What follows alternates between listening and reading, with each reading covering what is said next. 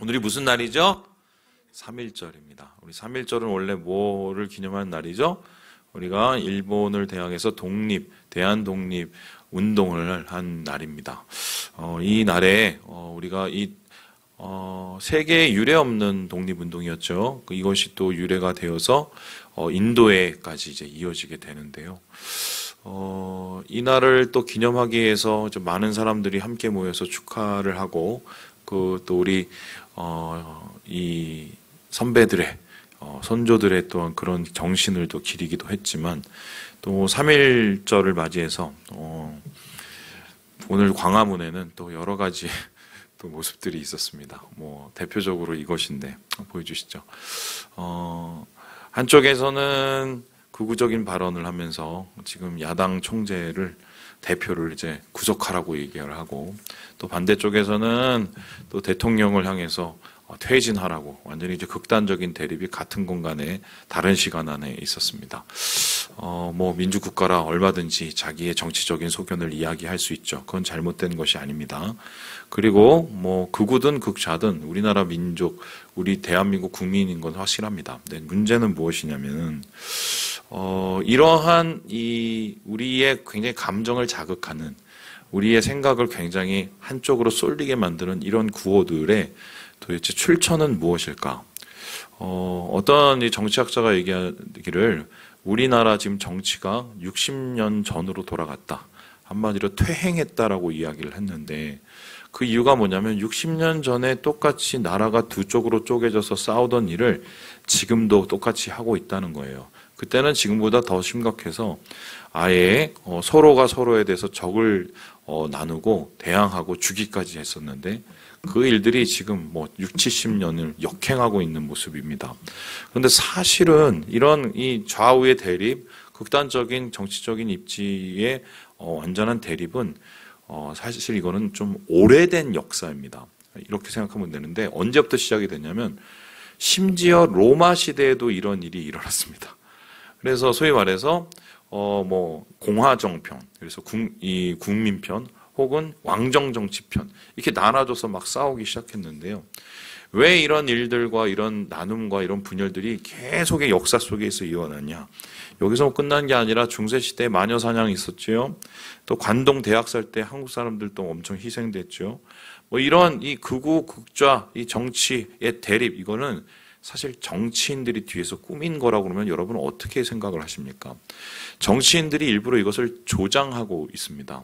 이게 제가 지금 가짜뉴스라는 게 아니라 이게 역사적으로 증명이 됐는데 이 정치인들이 왜 사람들의 의견을 극단적으로 나눠서 대립을 시키냐면 그렇게 정치를 하고 나라를 다스리는 게 훨씬 편하기 때문입니다. 쉽게 설명하면 이렇습니다.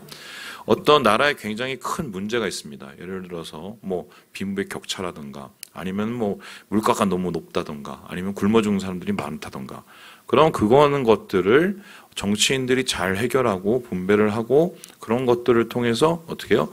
좌우든 어쨌든 힘을 합쳐서 나라를 바로 세우는 게 정치를 하는 사람들의 원래 목적입니다. 그러니까 우리가 그 사람들한테 투자를 하고 투표를 하고 돈을 이렇게 주는 거죠. 그런데 정치인들 그거 하기가 되게 힘들단 말입니다. 여러분 생각을 해보세요. 지금 계속해서 경제 다시 회복하자. 언제적 한 30년 계속 그 얘기를 하죠. 그리고 똑같은 얘기 또 빈부격차가 너무 크다. 30년 전부터 그 얘기를 계속해야 합니다. 쉽게 설명하면은 이러한 문제, 경제적인 문제가 우리가 생각하는 것보다 굉장히 바꾸기가 그리고 변화시키기가 되게 힘들고요. 솔직히 이제 까놓고 얘기를 하면은 한국 경제 문제나 먹고 사는 문제는 우리가 잘해서 되는 문제도 있지만 많은 경우는 미국과 국제 정치가 이렇게 연결되어 있는 경우가 굉장히 많아요. 그렇든 어쨌든 사람들은 당장 밥그릇이 비고 내가 가지고 있는 여러 가지의 상황이 어려우면 화를 낸단 말입니다. 도대체 누가 이런 거야? 누구 때문에 이렇게 된 거야? 그러면 이제 정치인들은 그걸 해결해 주지 못할 때는 어떻게 합니까? 그걸 해결하지 못하는 건 자기의 무능인데 그 무능을 속이고 뭐라서 한가요? 다른 사람 탓을 합니다. 사실 우리가 이렇게 못 살고 우리의 밥그릇이 이렇게 비고 물가가 오르는 거는 내가 잘못해서 그런 게 아니라 저쪽에 쟤들이 잘못해서 쟤들이 나라를 망쳐놔서 그렇게 된 거야 라고 이야기를 합니다. 그거는 좌나 우나 똑같았어요. 그러면 어떻게 하면 정치인들은 그 극단적인 정치 구호를 앞에 이렇게 딱 내세워놓고 쉽게 설명하면 실제적인 문제, 뭐 민생의 문제라든가 여러 뭐 안보의 문제는 뒷전으로 하고 자기 이익만 챙겨도 상관없습니다. 왜냐하면 사람들이 그 정치 구호에 매몰이 되고 자기의 분풀이를 사회의 발전을 위해서가 아니라 자기의 극단적인 대립을 하는 사람들에게 다 쏟아놓으라고 시각이 다 흐트러지기 때문이에요. 그래서 자꾸 평가를 하는 이유는 뭐냐면 그게 정치에게 훨씬 쉽고, 두 번째는 뭐냐면 그렇게 편이 확실하게 가려져 있으면 내가 아무리 잘못해도 콘크리트 지지 기반이라는 게 생겨요. 그러면서 어떻게 됩니까? 아무리 내가 못해도 내 편을 들어줄 사람, 바로 그 사람들만 챙기면 되기 때문에 정치와 나라가 발전이 없는 거예요. 그래서요, 이러한 가짜 뉴스들, 이러한 정치 구호들, 극단적인 대립은요, 여러분 속고 계신 거예요. 좌든 우든 거기에는 분명히 그것을 이용해서 자기들의 이익과 자기들의 권력력을 채우려는 나쁜 정치인이 있기 마련이에요. 그래서 사람들이 거기에 놀아나고 있는 것이죠. 그런데 문제는 무엇이냐면 이 극단적인 대립이 지금 나라를 계속 휩쓸고 있고, 심지어는 지금 미국에도 그것이 계속 이어지고 있거든요. 이런 것에 한몫을 거두는 또 집단들이 있습니다. 그 집단이 누굽니까? 이젠 완전히 집단이 되어버렸죠. 교회입니다. 교회조차도 사실 이젠 뭐 정치적인 이념과 구호들이 너무 난무합니다. 심지어는 예전에는 또 어떤 것이 있었냐면 이 WCC 뭐 가입과 또 그 참여를 가지고 놓고 이게 뭐 신학적으로 어떻게 되느니 얘기를 하고 했지만, 결론적으로 따져보면 그것에 그 구호에 거기에 대립에 사람들이 매몰돼 있을 때 어떤 일이 일어났냐? 제가 이런 얘기하면 뭐 또 모르겠어요. 총에서 쫓겨날지 모르지만 그때 큰 대형교회 세습들이 다 일어났습니다. 그러니까 쉽게 설명하면 정치적인 혹은 대립을 이용해서 자기의 이익을 챙기는 게 똑같이 지금 우리나라 교회에서도 일어나고 있다. 그런데 사실 우리나라 초창기 교회는 어땠습니까? 사회 계급 간의 문제를 화해시키고 통합하는 역할을 했어요. 뿐만 아니라 우리나라는 사회는 어떤 일을 했나요? 소위 말해서 가난한 자와 약자를 돌보고 어떻게 보면 무너져가는 이 조선 사회 속에서 그래도 다시 시작할 만한 소망들을, 사람들을 키웠던 것이 한국교회의 시작이었거든요. 근데 그런 모습, 통합과 함께함과 또한 소망을 위해서 하는 그 모습들은 한국교회 점점 사라지고, 지금 교회 내에서도 이게 사회인지 세상인지 교회인지 분간이 안 될 정도로 온갖 구호와 온갖 극단적인 대립만이 난무하고 있어요. 제가 오늘 이 자리에서 정확하게 얘기하는데, 여러분 가짜뉴스 절대로 돌리지 마세요. 그거 정확하게 팩트 아니면은 교인들에게 더 보내지 마세요. 주님이 원하시는 게 아닙니다. 그래서 여기에 대해서 이 권수경 교수님이란 분이 이렇게 얘기를 하시는데, 이분 이제 고신대학교 이제 교수님이신데요. 이렇게 얘기를 했어요. 한번 제가 읽어볼게요. 그리스도인들은 영원한 하나님의 나라를 품고 살아가는 사람들이다. 그러나 최근 많은 교인들이 이더에 올라기에 너무 치우쳐 있다. 우리의 관심이 교회와 그리스도의 영광에 있지 않고 내가 가진 정치 이념에 있다. 우리가 정말 교회인가? 아니면 정치 집단인가? 교회는 사회를 바꾸기 위해서 존재한다. 그러기 위해서는 교회가 그리스도의 사랑으로 하나가 되어야 한다.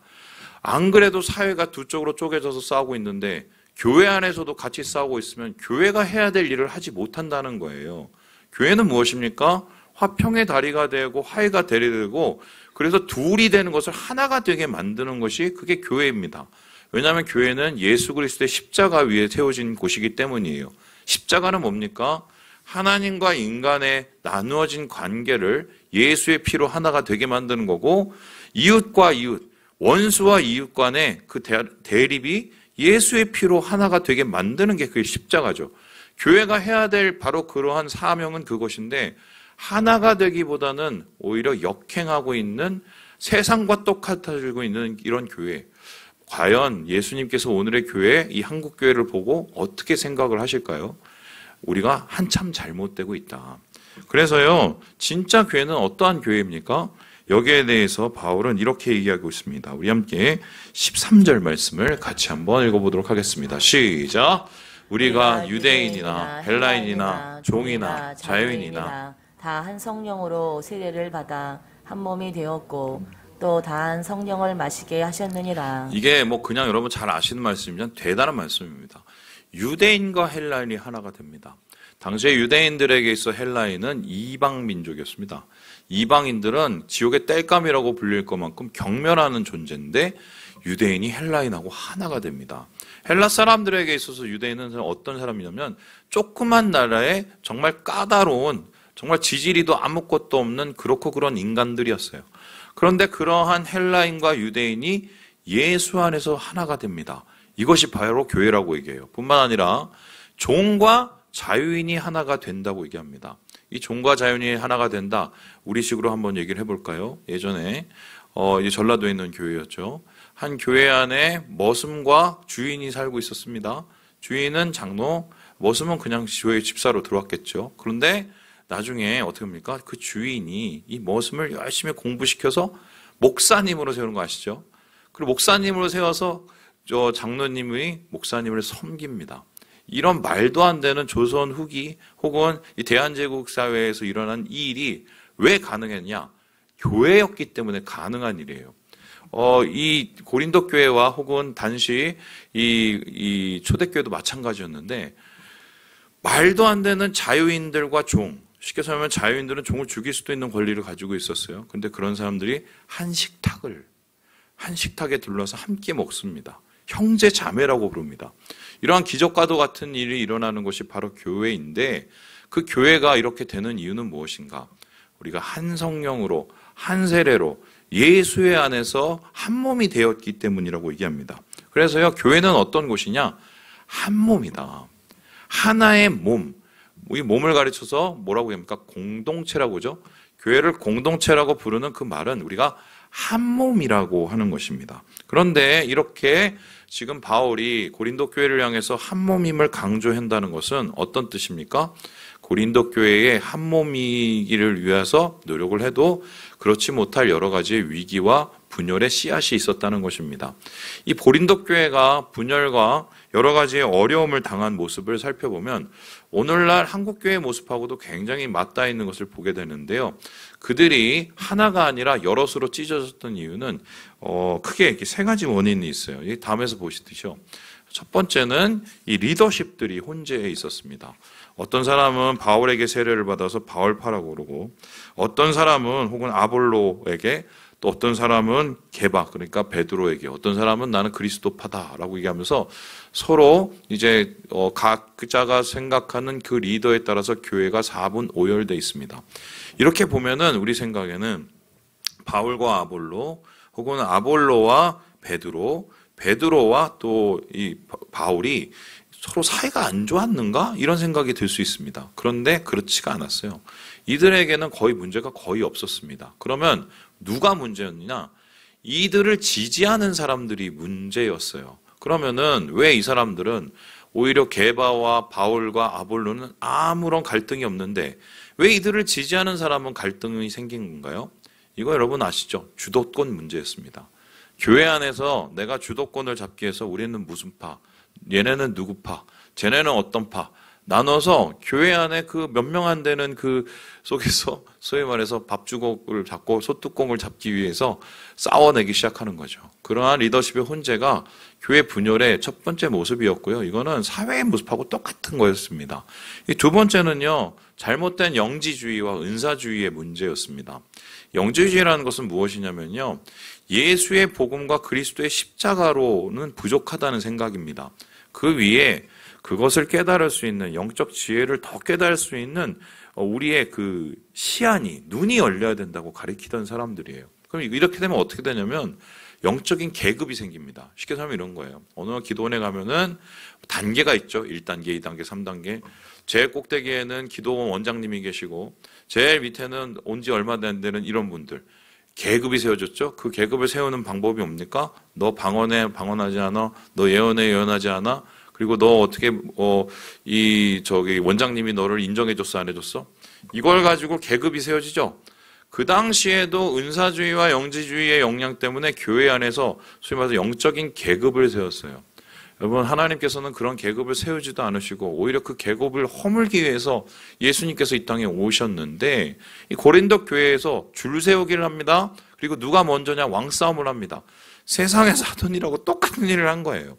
그리고 나서는 진짜 치사한 모습까지 보이는데요. 이 마지막으로 보인 게 사회 계층 간의 갈등입니다. 이게 뭐냐면 이런 건데, 이 안에는 자유인도 있고 종도 있습니다. 잘 사는 사람도 있고 못 사는 사람도 있습니다. 그런데 주님 안에서 한 몸이 되게 해주셨으니까 교회가 된 거죠. 모입니다. 예배합니다. 상대방을 배려해주고 상대방의 마음을 어루만져줘야 되는 게 교회의 원래 모습입니다. 그런데 어떤 일이 일어났느냐? 하던 대로, 자기가 하고 싶은 대로 합니다. 쉽게 설명하면 그것이 빵 터진 게 공동 식사 문제였어요. 이들의 예배는 어떻게 시작되면 함께 식사를 하고 시작을 했습니다. 식사를 하다가 말씀을 나누고 성만찬도 하고 그리고 뭐 축복도 하고 기도도 하고 이렇게 끝났는데, 그렇게 식사를 할 때 문제가 뭐였냐면, 아무런 뭐 자기 시간을 여가를 마음껏 쓸 수 있는 자유인들이나 혹은 돈이 많은 사람들은 그냥 빨리 오고 자기가 먹는 맛있는 거 들고 와갖고 이렇게 차려놓습니다. 반대로 돈이 없거나 혹은 종의 신분이 있는 사람은 일 다 마치고 와야 됐어요.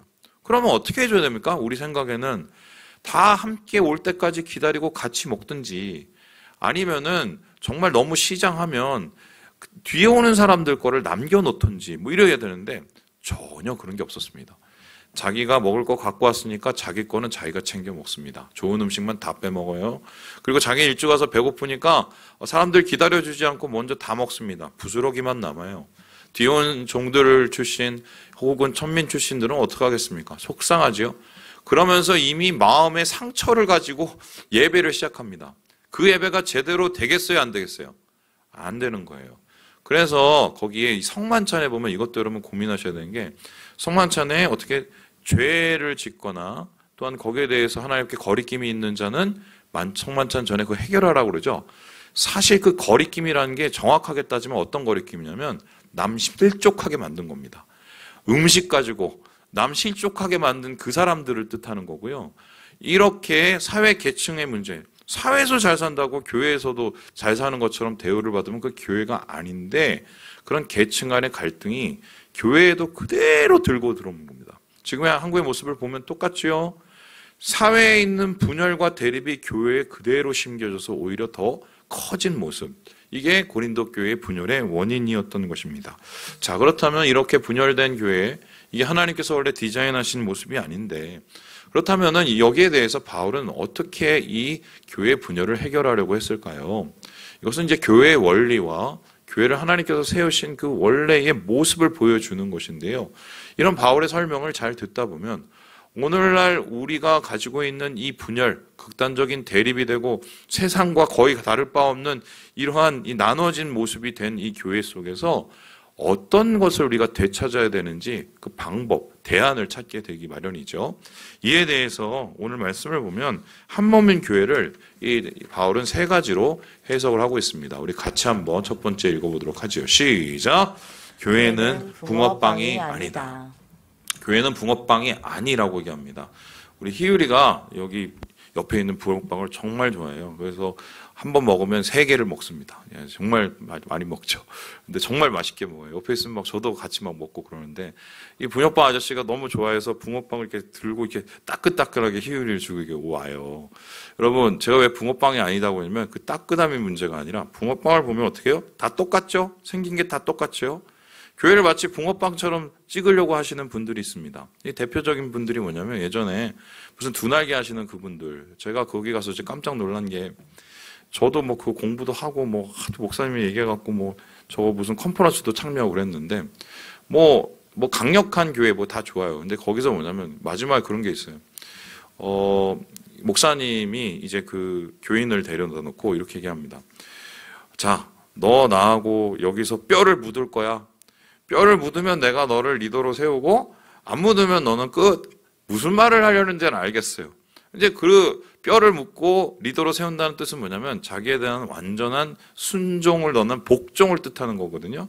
그리고 그 목사님은요, 제가 뭐 죄송한 얘기지만 제가 느끼기엔 그래요. 교회의 잡음을 되게 싫어했어요. 자기가 말하는데 그 말이 곧 진리여야 돼요.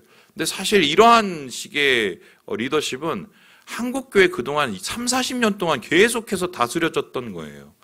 솔직히 이것도 까놓고 얘기해볼까요? 군부 독재가 교회 안에 들어온 겁니다. 그런데 이러한 모습들을 그대로 닮아서 소위 말해서 교회가 굉장히 권위적이고 고압적인 공동체로 변해버린 거죠. 다른 말 하거나 조금이라도 다른 모습 보이면은 잘못된 사람처럼 여겨진단 말입니다. 그런데 예수님께서는 교회를 대해서 뭐라고 바울을 통해서 이야기하시나? 우리 함께 18절, 20절 말씀을 같이 한번 읽어보겠습니다. 시작! 그러나 이제 하나님이 원하시는 대로 지체를 각각 몸에 두셨으니 만일 다 한 지체뿐이면 몸은 어디냐? 이제 지체는 많으나 몸은 하나나. 몸이 하나이지만 지체는 뭐라고요? 여럿이라는 것입니다. 팔만 다 있으면 안 되죠. 여러분 뭐 다리만 다 있으면 그게 몸이 아니죠. 팔은 2개, 다리는 2개, 콧구멍 2개, 코 하나, 귀 둘 이렇게 있어야 이게 몸입니다. 그래서 지체, 몸의 가지들은 다 다릅니다. 각자의 또한 모습이 있고 각자의 기능이 있습니다. 그래서 교회는 어떤 곳이냐면 다른 사람들이 모인 곳입니다. 다른 사람들이 모인 곳이에요. 대표적인 경우를 한번 살펴보죠. 예수님과 그의 제자들, 초대교회의 출발입니다. 자, 예수님의 제자들 중에는 물론 친척관계나 또한 이 형제관계도 있었습니다. 하지만 정치적으로 따져보면 완전 극우에 해당하는 세리 마태도 있었고 극좌에 해당하는 소위 말해서 열심당원 시몬도 있었습니다. 이런 소위 말해서 전혀 맞지 않는 사람들이 모자이크처럼 몰려 있었던 게 예수님의 제자들이었습니다. 예수님께서는 뭐 효율을 생각하지 않았을까요? 효율을 생각하면 아마 그런 사람들 못 해놓지 않았을 것입니다. 비효율적이니까요. 그럼에도 불구하고 예수님께서 서로 다른 그 사람들을 모아놓은 것, 어떤 사람은 성격 급하고 어떤 사람은 되게 소극적이고 어떤 사람은 내성적이고 어떤 사람은 말이 많고 그런 사람들을 모아놓은 이유가 무엇입니까? 그게 교회라서 그래요. 교회는 다른 사람들이 모여 있는 곳입니다. 그래서 각자가 가지고 있는 모습을 우리는 어떻게 보면 인정해줘야 돼요. 받아들여줘야 돼요. 물론 예를 들어서 나는 뭐 굉장히 이기적으로 살래. 이건 아니죠. 근데 어떤 사람은 외향적인 모습이 있을 수 있어요. 어떤 사람은 또 내성적인 부분이 있었어요. 야, 우리 교회는 다 내성적이 돼야 돼. 앞으로 조용해. 우리 교회는 다 이렇게 외향적으로 우리는 이 성향만 받을 거. 이건 말이 안 된다는 거예요. 제가 예전에 두란노 경배 찬양을 갔었습니다. 그때 이제 훈련을 받는데 어떻게 훈련을 받았냐면 복장 훈련을 받았어요. 이 복장 훈련이 뭐냐면 거기는 청바지, 그것도 청바지 통까지 거의 얘기했고요. 위에는 흰색 티셔츠, 그거 외에는 못 입게 했습니다. 그리고 형제를 가리킬 때도 어떻게 보면 이렇게 가리치면 안 되고 형제님, 자매님, 이 훈련을 제가 몇 달을 받았어요. 맨 처음엔 되게 은혜스러웠는데 나중에 지나니까 미치겠더만요. 왜냐하면 제가 아닌 것 같은 거예요. 이게 뭔가 짜맞춰지려고 그런 느낌? 물론 상대방에 대해서 우리가 배려하고 이해하고 그들이 좋아하는 모습으로 이 친절하게 대하는 것은 그건 좋은 거지만 한 모습을 가지고 붕어빵 찍듯이 교회를 찍는 건 이건 굉장히 위험할 수 있어요. 이런 공동체가 세상에 있습니다. 어느 공동체인 줄 아세요? 공산당들이에요. 제가 예전에 중국에 갔었을 때 깜짝 놀란 게 그때가 1990 몇 년도였는데요. 딱 도착해서 그 연길이라는 지역에 처음 가보니까 처음 놀란 게 사람들 옷이 다 색깔이 똑같은 거예요. 그 옛날에 그 인민복이라는 거 그거 다 입고 다니고 지금은 안 그래요. 그리고 사람들이 모자도 다 똑같은 거 쓰고 자전거도 거의 같은 표고 여러분 그거 제일 잘하는 게 공산당들입니다. 교회가 공산당입니까? 아니죠. 교회는 각자의 컬러와 각자가 가지고 있는 개성들이 있어요. 다르지만 존중합니다. 다르지만 그 사람은 인정합니다. 그 다름 속에서 하나된 일치를 발견해라고 하는 것이 그게 교회인데 마치 교회를 너는 나하고 다르니 나는 너를 인정할 수 없어. 너 어떻게 좌야? 너 어떻게 우야? 너 어떻게 중간이야? 이건 말이 안 된다는 거예요. 제가 예전에 칼럼에 아주 뭐 정치적으로 이렇게 극단적으로 대립을 하고 있었을 때 이쪽 보고는 이쪽에서 싸우지 말자고 했고 저쪽 보고는 저쪽에서 싸우지 말라고 그랬더니 제가 페이스북에 올려놓으니까 어떤 분이 저한테 물어보시더군요. 너는 좌야 우야? 그랬더니 저는 중간인데요. 그랬더니 그분은 저랑 뭐냐면 너는 좌야 이런 거예요. 왜냐하면 그분은 우였거든요. 근데 어떤 분은 저보고 너는 우야 이러는 거예요. 그분은 좌였어요. 교회에 그런 게 어디 있습니까? 그래서 교회에 좌가 있든 우가 있든 그게 뭐가 중요합니까? 중요한 건 예수 안에서 다르지만 우리가 한 성령이대로 한 몸이 되는 게 중요한 거예요. 그래서 교회 안에서는요, 다양성이 존재하고 이 다양성을 통해서 하나님 안에서 섬김이 이루어지기 때문에 시너지 효과가 일어나는 게 이게 교회라는 것이에요. 두 번째로 이 바울은 이 교회의 한 몸을 어떻게 해석을 하고 있습니까? 우리 같이 한번 읽어보도록 합니다. 시작! 교회는 그리스도의 몸이다. 붕어빵은 아니지만 그래도 그러면 중구난방인가 오합지졸인가 그건 아니죠.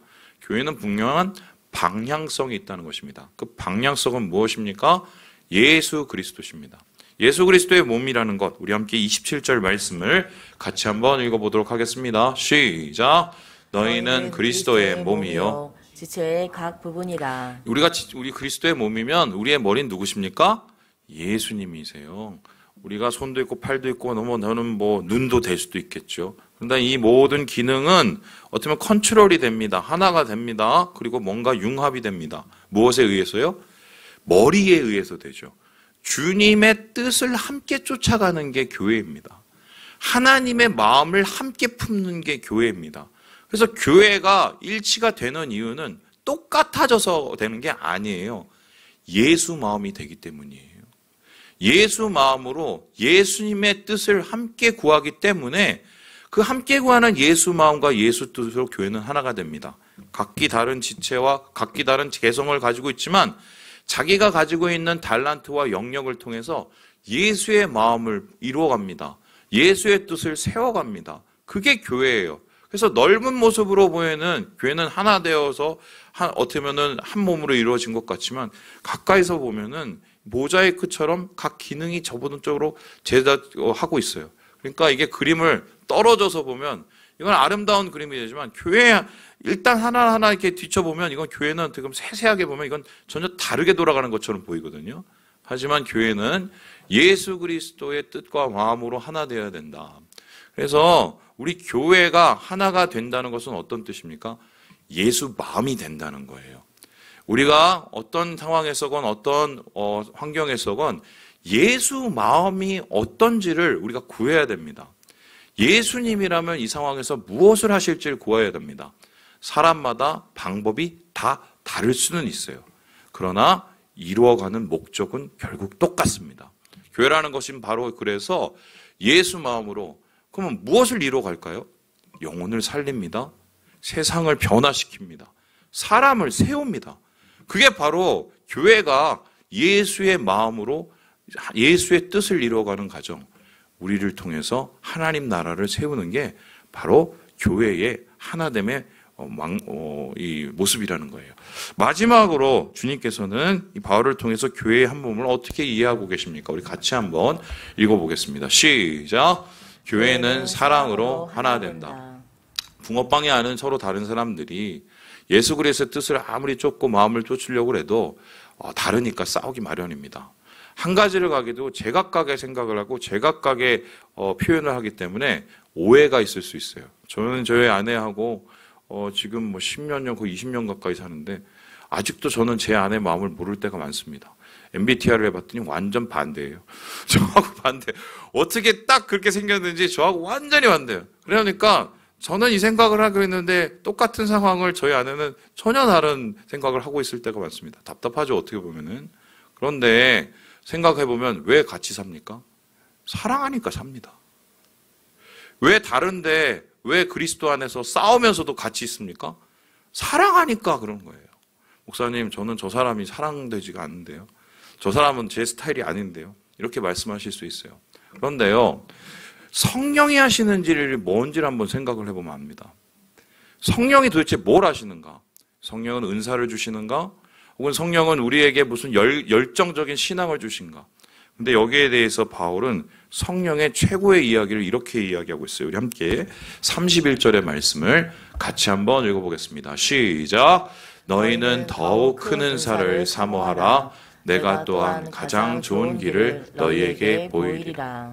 그 당시에 사람들이 은사로 막 싸웠던 이유는 무엇이냐면 이 부스러기 은사에만 관심이 있지 가장 큰 은사, 가장 큰 은혜가 무엇인지를 잘 모르고 있었기 때문입니다. 여기서 말하는 가장 좋은 길은 무엇입니까? 바로 고린도전서 13장에 나오는 사랑이에요. 성령이 충만하다는 것은 달리 표현하자면 뭔지 아세요? 사랑이 충만해진 겁니다. 그래서 교회가 맨날 왜 싸우고 교회에서 왜 하나님의 하나됨이 일어나지 않는가? 성령 충만함이 일어나지 않는 거고요. 다른 말로 표현은 교회가 사랑이 없기 때문입니다. 사랑이 없으니까 매 모든 일에 따질 일 뿐이에요. 매 모든 일에 가지고 여러 가지로 마음에 안 들릴 뿐입니다. 그 사랑으로 그러면 왜 없냐? 자기만 사랑하기에 바쁜 겁니다. 예수 사랑은 나를 깨고 내 형제자매를 위해서 희생하고 사랑하시는 건데, 그런데 예수 사랑을 전혀 잘못 이해해서 자기만 사랑받기 원합니다. 성령이 하시는 일은 뭡니까? 이런 담을 허무시는 거예요. 이런 껍질을 깨시는 거예요. 그래서 성령의 눈으로, 하나님의 눈으로 영혼을 바라보게 하십니다. 형제자매를 바라보게 하십니다.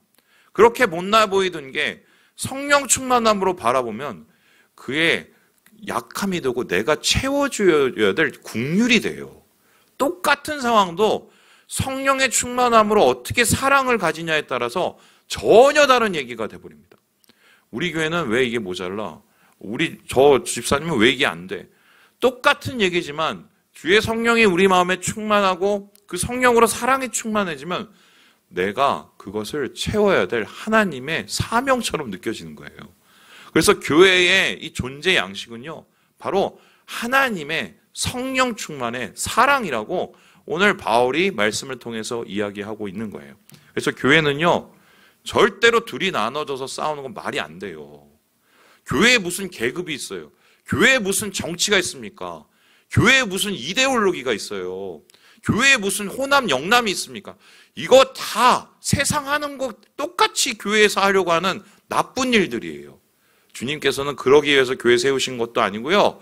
사랑으로 충만한 가운데 하나가 되게 하셔서 이를 통해서 꼭 주님이 이루고 싶었던 것이 있었기 때문입니다.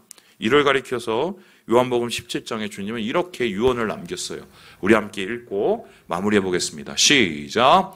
아버지여, 아버지께서 내 안에, 내가 아버지 안에 있는 것 같이 그들도 다 하나가 되어 우리 안에 있게 하사 세상으로 아버지께서 나를 보내신 것을 믿게 하옵소서.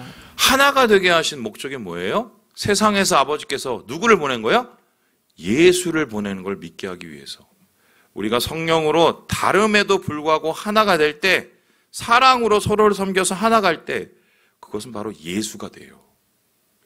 예수가 우리 가운데 있으면 어떤 역사가 일어나는지 보게 됩니다. 세상이 못하던 거를 교회가 하니 이건 예수가 저렇게 사람을 바꿀 수 있다는 걸 보게 하고요. 그것을 통해서 주님이 드러나요. 영광이에요. 영광.